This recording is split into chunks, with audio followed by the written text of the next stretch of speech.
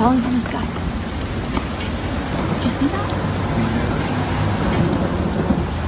Yeah. Is it birds? I think it's birds. Now, as you can see, I was a little bit confused as to what exactly it was falling, and it is pretty clear. If you watch the video here, you can see the first shot is of the big group of birds that falls, and then right here, that is, that's the individual one that fell, and it happened a couple of different times. More than 100 geese dropped dead out of the sky over the weekend in eastern Idaho.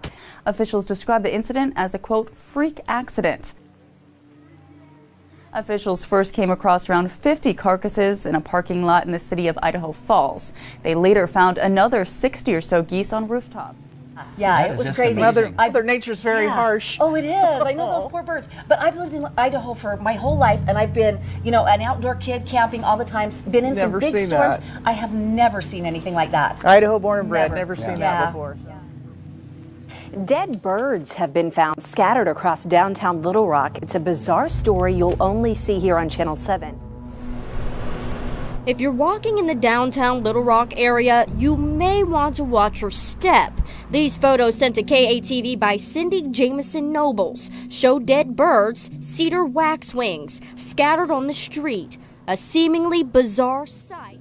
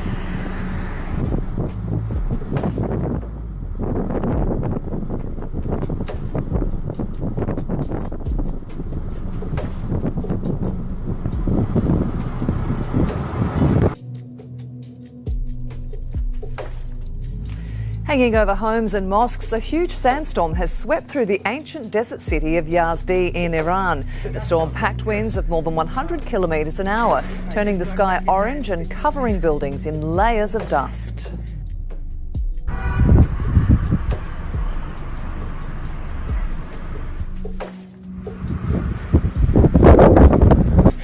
It's a dust storm, right? Yes. I just got back in time. Wow. So, did you feel it? An earthquake rattled the South Bay this morning. And I've got to tell you, we've had lots of small clusters of quakes here in recent months. We've had 2s and 3-something magnitude quakes, but I got to tell you, this was the strongest one that I felt. It was kind of a back and forth jolt. It lasted just a couple seconds, but again, it was pretty strong, and people from as far as San Francisco reported feeling it.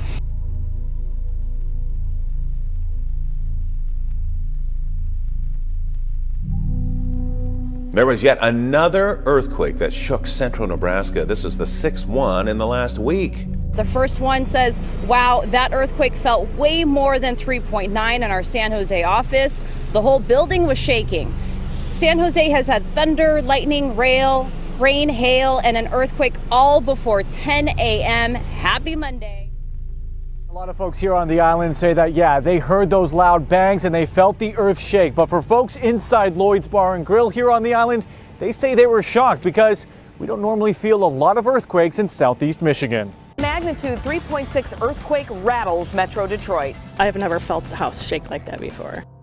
The whole house shook. I thought something was coming in the house. That's how loud it was. The thunderous underground roar of tectonic plates shifting forced people in many neighborhoods out into the streets. Folks inside Lloyd's Bar and Grill say they were shocked. It was very alarming. I mean, this building literally shook. The owner saying it reminded him of the one that hit back in the 80s. We started getting calls from people because we've been here for so long, people on the island, and then people from off the island. On the Richter scale, the earthquake measuring 3.6. Small, but definitely made some noise. But the building actually shook. I mean, it was like like almost like a sonic boom effect, you know, when you get that effect like that. That's what it felt like. It sounded like the worst thunder you've ever heard, but it also, the building shook and we knew it was more than just that. What's more rare, an earthquake in Michigan or spring actually happening? We'll talk about the weekend forecast.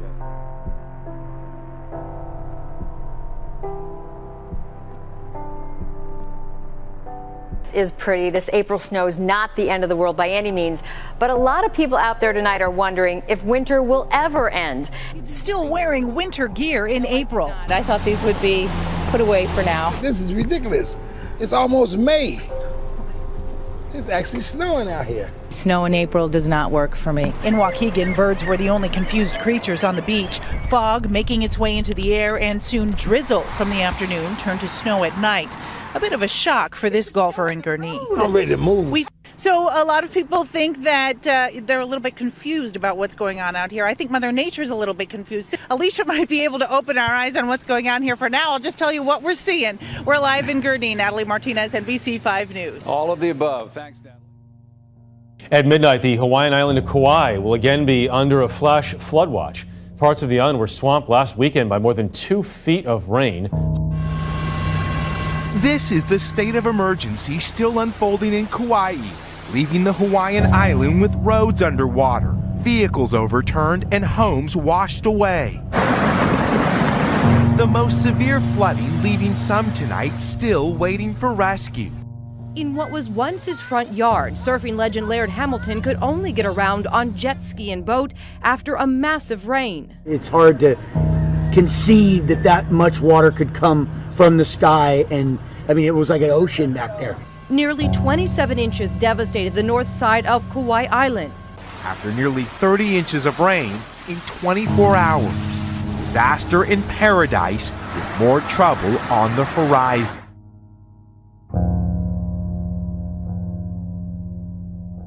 Parts of Oklahoma continued to burn Wednesday. High temperatures and strong winds have been fueling fires in the western part of the state. Across the West, explosive conditions on multiple fronts. Today, crews in western Oklahoma are fighting to gain ground on 2 large fires, fueled by a deadly combination of drought and powerful winds. It's the state's 3rd megafire in 3 years. In recent years, the frequency of these large fires has increased. The burn zone larger than New York City. The rain has been falling even less over the past 30 days. It's been feast and famine in Oklahoma. So let's show you this. Some of the biggest fires that have happened in Oklahoma since 1997 have been happening just over the past couple of years. 2016, 2017, 2018. Of course, this one's ongoing and it could even get bigger. Crews are racing to battle several fires burning in western Kansas. In Colorado, more than 40,000 acres have burned, 23 homes destroyed, 1,000 forced to evacuate. We had 50-foot flames moving at 35 miles an hour. And you can see the trend since 1910 in extreme weather is definitely heading up, especially over the past couple of decades. And if we look at the western states, so just to the west of Oklahoma, you can see a clear trend in more fires, more wildfires since about the 1980 mark. And also notice that the temperature has increased. And because the temperatures are increasing, it's drying out the atmosphere. The relative humidity is going down, and we're seeing more fires and bigger fires. Tonight, firefighters are warning conditions across the West are ripe for disaster, and it's only April. The weather and the start of a potentially serious weekend storm. But first, this is what happened today. Check out this video Jackie shared with us from Ludington. This is from what's called a meteo tsunami. You can see the water from Lake Michigan being sucked back into the lake after 40-mile-per-hour winds pushed all that water into the shore. This weekend storm pushed some of the worst waves she's ever seen into her backyard. It was so loud. The waves were coming in so high. With over 24 hours of gusty northeasterly winds creating dangerous waves, topping the lakefront and eroding away some of the land. This system has already created a wild weather phenomenon along Lake Michigan. Yeah, guys, this is really interesting. So this was taken just minutes apart. You can see water encompassing, almost overtaking the pier here in Ludington, and then that water pulled back out as the lake tries to find equilibrium. The floodwaters left by the weekend storm. It's the worst some areas of Monroe County have seen since the 1970s. Adding insult to injury, Mother Nature just keeps piling on. Oh, isn't this lovely? The water's receding, but the snow is dumping.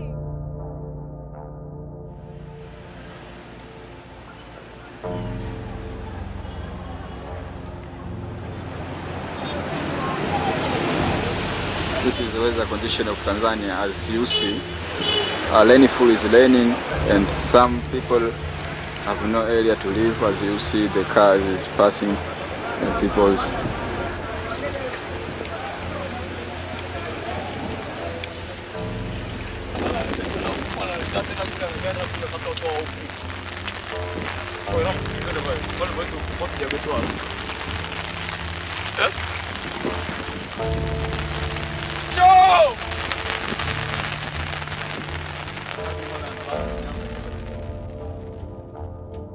Otherwise, the sunshine is looking nice for the weekend. Interesting shot from Kelowna, just taken yesterday. Terry Knox sent us this, and if you're wondering, that is a sunset, but there's probably a terrain feature in this mountain that's just blocking part of it, and that's why it's split.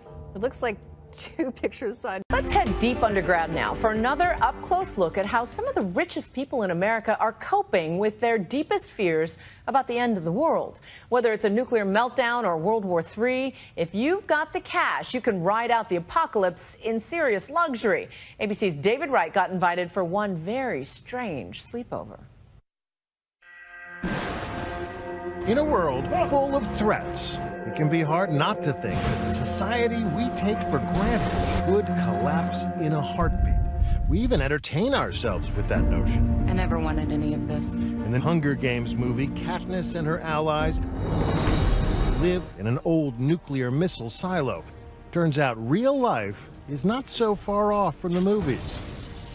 So we have just landed in Wichita, Kansas. We're headed to a place where they take doomsday very seriously. Part of the secret to surviving the apocalypse is being completely off the grid. In the middle of nowhere, checkpoint here. Yep, we have arrived. Hi, how are you? I hope we're in the right place. We're with Nightline? The guard post bristling with guns, but inside, a warm welcome. Yeah, welcome to Raven Ridge of Kansas.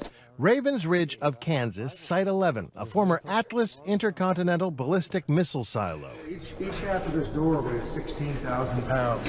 Wow. A structure the U.S. government built with doomsday in mind. So JFK was here? And which Larry Hall repurposed, imagining a different doomsday. It's a luxury condo complex deep underground. We could go to the bottom of this thing in 29 seconds. 15 stories down. Security and sickbay. Let's come in this way and get you settled in your rooms. We're here for a sleepover. Come on in here. This will be your digs for a night. Your average bed and breakfast is not this heavily fortified. All of the exterior walls are 9 feet thick. The structure is now a luxury condo tower. The condo's going for $1 to $5 million a pop. I want to show you the pool. Okay. I didn't bring my swimsuit. Well, you can skinny dip. It's 85 degrees in the pool area. Humid. You can feel the humidity. And it's so humid, it fogs up our camera lens. The concrete walls painted with beach scenes. There's even a waterfall.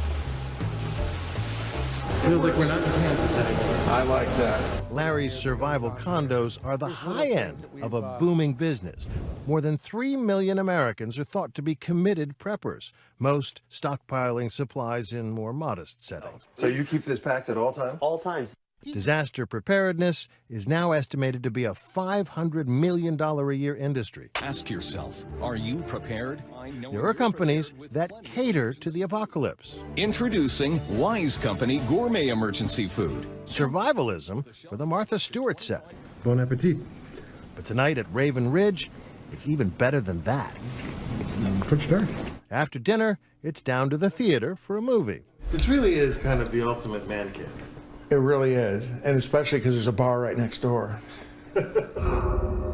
More than 400 to choose from. We go with The Book of Eli, in keeping with the theme. This place across the street, they got any water? I feel like I could sleep through a nuclear bomb. All right. Good night. My alarm clock says it's 6:45 in the morning. So it should be light outside or getting light soon. But you'd never know it in here. Plenty of water and decent pressure to start the day off with a nice hot shower. I'm not gonna run out of shampoo in here.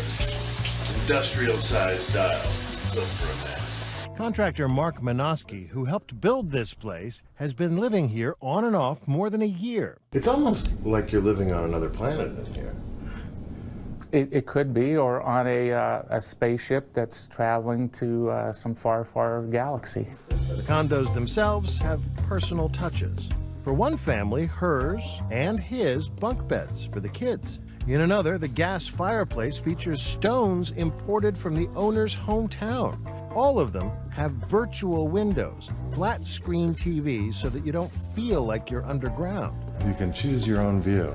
And all of them have those high-tech Japanese toilet seats. To have enough toilet paper for 75 people would take an entire floor to store toilet paper. So this isn't just a luxury, this is a necessity. That's a necessity. There's even a place for your dog to do his business. The survival condos, pet-friendly. So you can take your pet with you. Dogs or cats, our psychologist strongly advised that that was a very stabilizing thing to have. There's a schoolroom where the kids can continue their studies even when it's not safe to go outside. So who's the teacher? You, me, the other owners. That's part of the deal with the condo association. During a lockdown, everyone would work a 4-hour shift, if not in the classroom, and maybe in the store or the greenhouse, where they'll farm fish and organic vegetables. We're going to have lettuce, we're going to have celeries, carrots, onions, there's blueberries, strawberries, kale. The thing you have to keep reminding yourself is why this place is here and why it's bristling with security measures, including air filters to neutralize a nuclear, biological, or chemical attack, and an extensive armory with plenty of guns. So you're saying this place is Fort Knox? This place is Fort Knox. Outside, that's crystal clear. This place is a fortress. Oh, and if you're wondering how will the elevators and the air filters work when doomsday knocks out the power grid, they've thought of it. Even at $1 to $5 million a pop, the condos are completely sold out. Larry took us to another silo where he's just getting started. This is a definite fixer-upper. Deep underground, you get a sense what it was like the last time Americans felt in imminent danger. This is like the wreck of the Titanic. It was sealed. And when was this last operation? 1967. Standing here, you can imagine the buzz of the fluorescent lights as guys in crew cuts with missile keys waited for the launch order. Short, treacherous walk down the connecting tube. Is a much larger tube. So over there is where the launch controllers would sit with their keys and the codes waiting for the order. This is the missile silo, and it is a deep, deep hole. Listen to the echo. Hello? It's a long way down. A place built with the apocalypse in mind. Today, the threat may be different, but the fear remains. The good news is, for some, the accommodations will be a lot more plush. I'm David Wright for Nightline at Ravens Ridge, Kansas.